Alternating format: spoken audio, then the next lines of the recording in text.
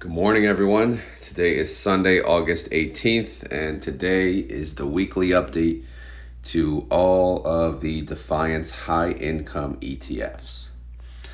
So real quick update, Defiance, I know we talked about this on one of the daily videos, but they did add a new fund, MSTX. This is a 1.75x long MSTR ETF. This is not an income fund, although they may pay a distribution. I am unsure of that, but it's basically almost a double leverage fund of MSTR, and it's something you could swing trade if you're brave enough. So I thought that was a pretty cool fund because, to my knowledge, in the U.S. at least, U.S. stock market, this may be the first one out there. I thought Sylvia had mentioned that. Okay, so anyway, let's get to the spreadsheet.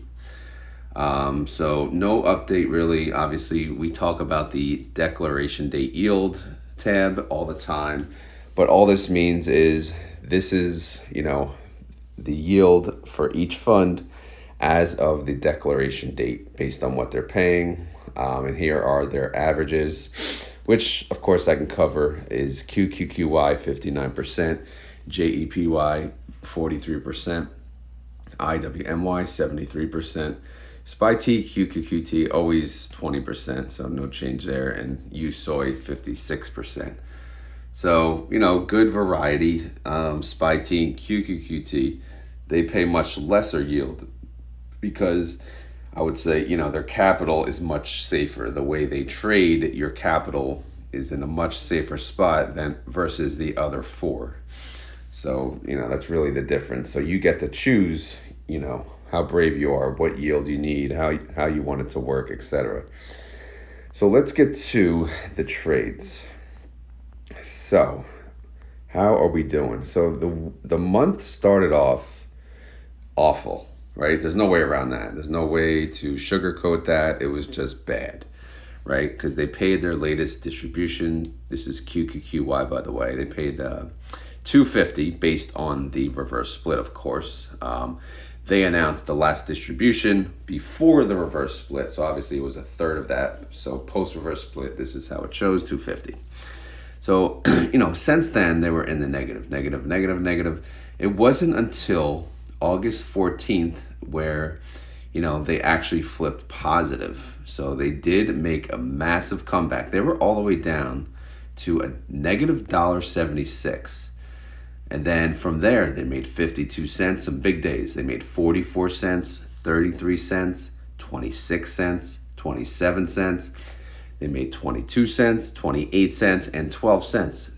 So what a comeback. They are now up 49 cents month-to-date income.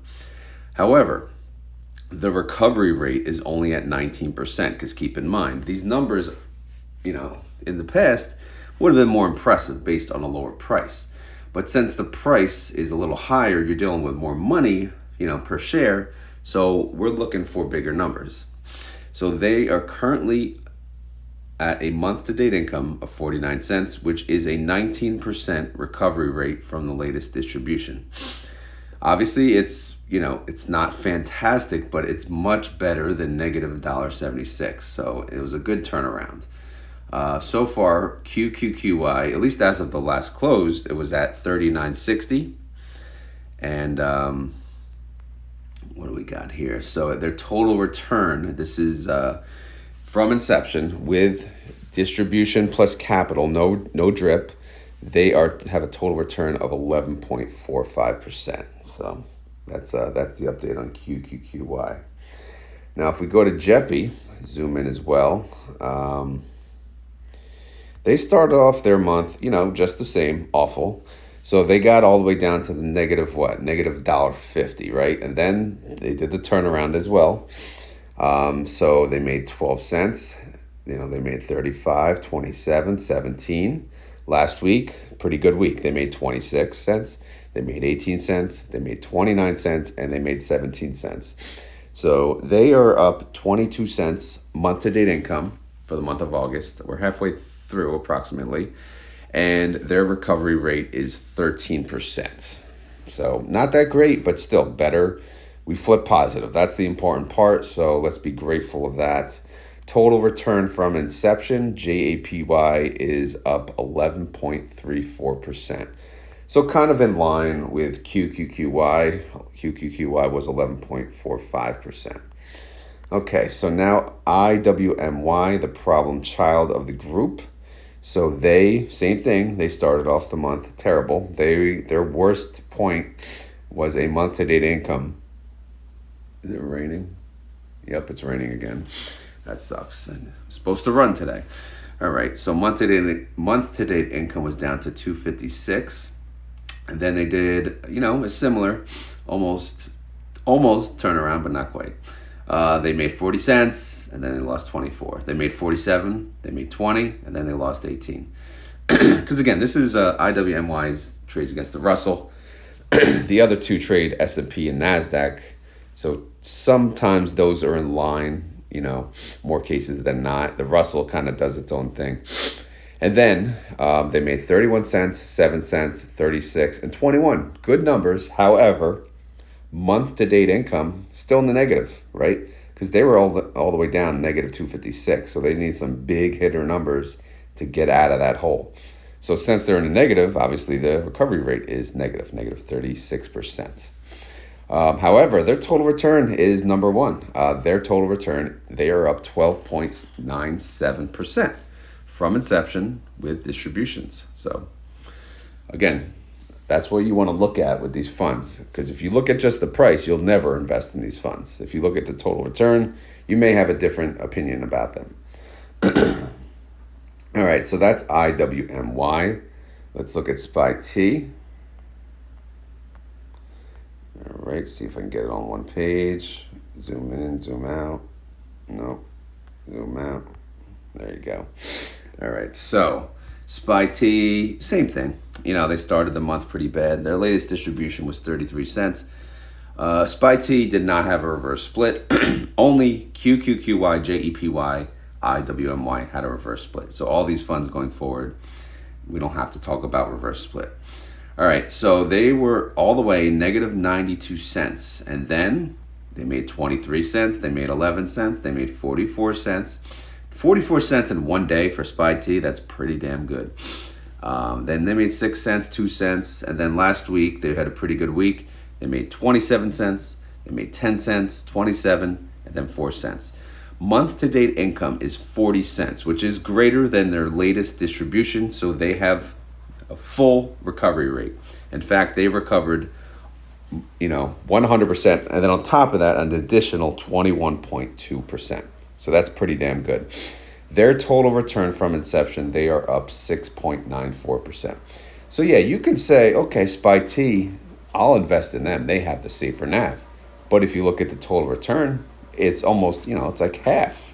It's like half of what IWMY is. So, there's different ways to look at these funds. It's all a matter of comfort, right? Whatever makes you feel better, sleep better at night, that's up to you. Whatever your goals are for income, however, you feel that you need to see it in your portfolio a certain way. But in the end, does it really matter? It's all about the total return. But yeah, SPYT does have a positive total return. But their total return, does it compare to the others? Not yet. Maybe in time, we shall see. Okay, let's move on. USOY is another aggressive one, just like the other three, but they're newer. So let's see how they started the month. So they had paid 77 cents, and again, shit show in the beginning of the month. They got all the way down to negative 66 cents. We said, oh my God, these funds suck. I'm out. I sell. Just kidding. No, we didn't. We waited. And then guess what? The next day, boom, 55-cent income. That put them to a month-to-date income of 11 cents. Then they made 7 cents, and then they made 9 cents, and then they made 36 cents, and then they're at positive 41 cents. Last week, a little bumpy. They made a penny, whoopee-doo. Then they lost 4 cents, and then they made 10, and then they lost 16. So in the end, their month-to-date income is 32 cents. Again, this is cents ex-dividend date. So they paid what? 77 cents. So 32 cents is 41% of that. So that's their recovery rate, 41%, which is Pretty good considering we're about halfway through. However, their total return kind of sucks. It's at 1.37%. But this is a newer fund, so it's better to give it a little more time before we judge the hell out of them. All right, so that's USOY. Moving on to QQQT. All right, so QQQT. By the way, guys, I mentioned this in several videos, just so you guys know, I did sell out of some of these funds because I was over-indexed, right? Way over-indexed. I bought every freaking high-income index fund, so I had to pick an index from each fund and keep it. And I'll cover that in my probably the month-end, retire now update. I don't want to get into that now. This is all about the update for Defiance. So the latest distribution on QQQT was 31 cents. How did they do? Well, let's see. They went down to 76 cents. That looked to be the worst point. Then they made 52 cents. They made 8 cents. They made 3 cents. Okay, well, then we got to last week. We started last week in the negatives, negative 0.13. They made 44 cents. They made 41 cents. They made 4 cents. I apologize for the rain, by the way. I don't know if you guys can hear it. But either way, month-to-date income for QQQT is 76 cents. So they paid 31 cents dividend last month. They made 76 cents this month. They have recovered double and then some, 238% recovery rate. How about that? How about that, son? But, big but here, their total return, negative 1.87%. They launched at it looks like near the high. If we go back, way back here, QQQT launch price, 1994. What's their price now? 1925. It's not terrible, but still, it's really new. But hopefully in time, this total return number gets much better. If they keep having months like they are so far in August, then total return will be really, really good. All right, so that's the update on QQQT. So summary, just so you guys know, this summary tab, it only updates based on there being a distribution. So every time we have a distribution and I talk about this file, this tab, it'll be updated. But, in between, there's going to be no change. However, I do know, at least from what the feedback I get, people do appreciate seeing how much they should reinvest. So let me just explain on this video how that's calculated. So what I do is on the top here, this shows you the month-to-date premium income and the payment that's made for each and every fund, okay? Each and every month, right? So last month, right, did they make premium? No, they lost, except IWMY actually made money. They made $1.64, they paid $2.64, right? Month prior, all 5 at the time made money, positive amount, they made money. And then obviously they made a payment. In red, there's always going to be a payment. So payments are negative. So if they didn't make money, if they lost money, the green would be negative as well. So that's how it kind of works. So on the bottom, I add up this whole column, right? So it's basically capital gain plus, the loss from the premium payment, because premium payment comes out of it, ex-dividend. So the capital gains negative 2130 for, QQQY, but they did pay total distributions of 2772, okay? JEPY capital gains negative 1449 per share. They paid 2107. IWMY capital gain negative 2001. They paid 2883 per share. SPYT capital gain negative 0.67. They paid 166 per share. USOY capital gain negative 277. They only paid 272. And then USOY capital gain negative 1.45. They only paid negative 0.32. But these bottom two, or the two at the end, they are pretty new. So let them catch up because they're in a negative. So for context, we'll use the first 4 really for these numbers. So premium income, I'm showing QQQY made 644, JEPY made 658. IWMY made 881. SPYT made 99 cents. Okay, fine. Based on that, how much should you reinvest, right? How much should you reinvest? So here's the formula.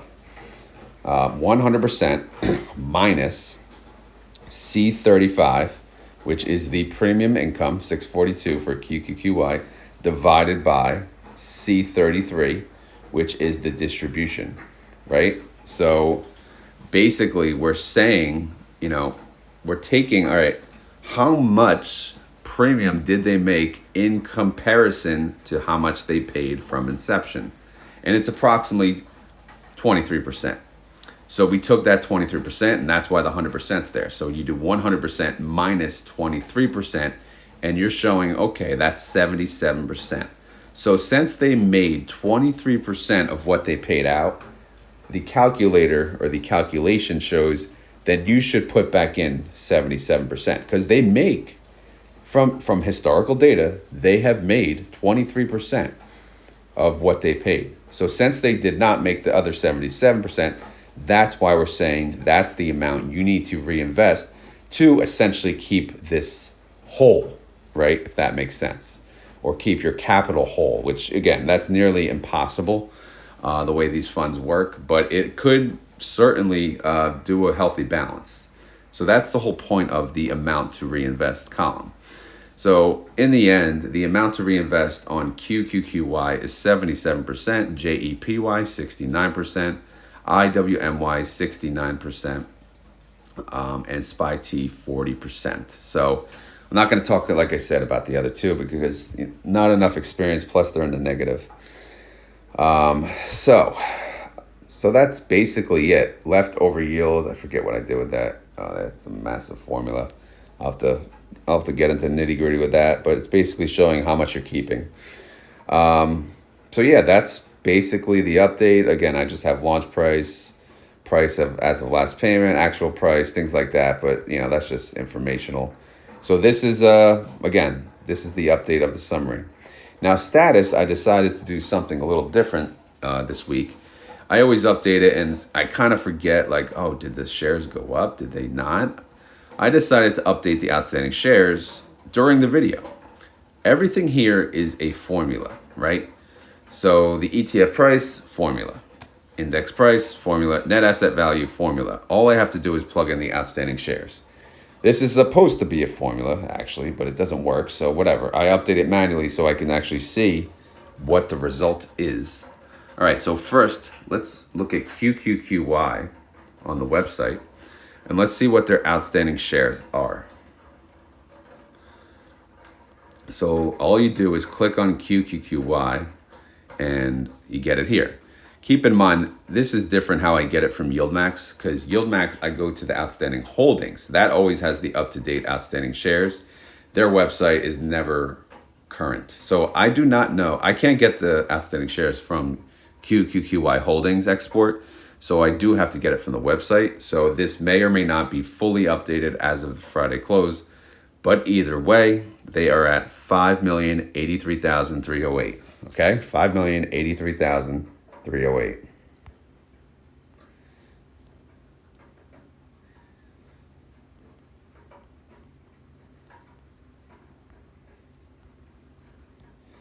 Okay, so that's a decrease. Their net 5,083,308, right? So that is a decrease, and their new net asset value is 201 million. Still pretty good, but it's not the best when obviously the outstanding shares go down. All right, let's check out JEPY. So you go here, you hit ETFs, and then you hit JEPY. And you scroll down and you go here, 2,249,979.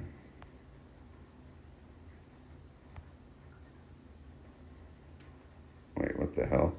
2,249,979.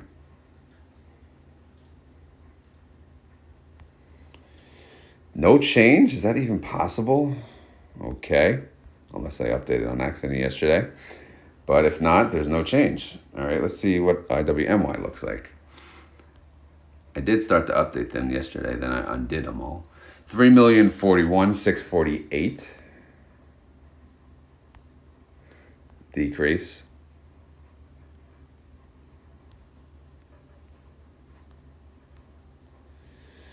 Okay, so their new net asset value is 120 million. And by the way, JEPY's did not change, so it's still 102 million. So IWMY is bigger than JEPY, but no change there. And then you have SPYT. Okay, we go to SPYT through the website. We can click it right there. It's so tiny, especially on the phone. I know, that's what she said. I know. 2,275,000. 2 million. Oh, decrease. That's unlike them. 2,275,000. Okay. All right. Decrease for SPYT. Their new net asset value is 44 million. Well, just about 45 million. So let's take a look at USOY. Is USOY growing?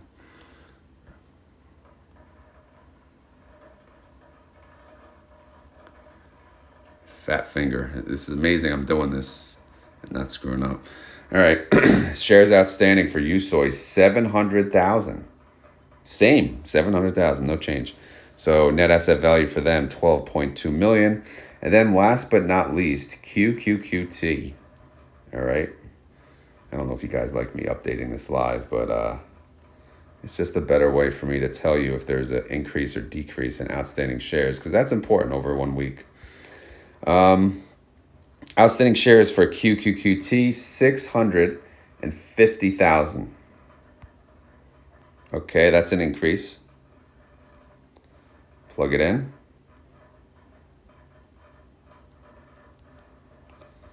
Okay, so that's the update. Net asset value of QQQT is 12.5 million. So, USOY and QQQT holding, basically a tie at last place, and then we have SPYT, and then we have the big three, of course. They are mostly losing share count, but that's because, in my opinion, people don't understand like how the funds work, and things like that. But again, that's just my opinion. But because they see the price go down and they run, and that's like the stock market mentality. They only look at the actual price. They're not considering these massive distributions that they're paying. So that's why I always say focus on total return. All right, if you focus on total return, you'll have a different mindset, and maybe you'll have a different result, maybe a better result. Again, I don't know. It depends on everyone's situation. All right, so that's the update on Defiance. As always, this is not financial advice. I am not a financial advisor. This video is for fun and entertainment. So hopefully they had fun. Hopefully you were entertained, especially with all the rain. Hopefully it stops raining, because I did plan on going running today. But we shall see. If not, then I don't know. Maybe I'll just get fat. But either way, if you enjoyed this content, please always remember to hit the like button. If you have any comments, concerns, questions, leave them in the comments below. Feedback is always appreciated. So if there's anything you loved about this video, I would appreciate hearing it. If there's anything you hated, I would appreciate hearing it. All right. So again, I do Defiance updates once a week, and I think it's enough. It's certainly enough. I think it's been working. But if I'm missing something, please let me know, and then we could talk about it. All right, guys. Oh, losing my voice now. All right, guys. Yeah, I'll do a keyword. Screw it. Keyword for Defiance. What do we want? It's not for Defiance, really, but keyword today is stop raining. How about that? So if you made it this far in the video and you want to prove it, all you have to do is type in the comments, stop raining. Stop raining so ROD can go running, okay? Right? We can't have ROD getting fat, or should I say fatter, so ROD needs to run, so since, the rain's got to stop. So like I said, if you want to prove it, you made it this far in the video, you're crazy like that, then all you have to do is type stop raining. All right, guys, thank you for watching this far. I greatly appreciate it. I hope you guys enjoy the rest of your weekend, and I will talk to you later.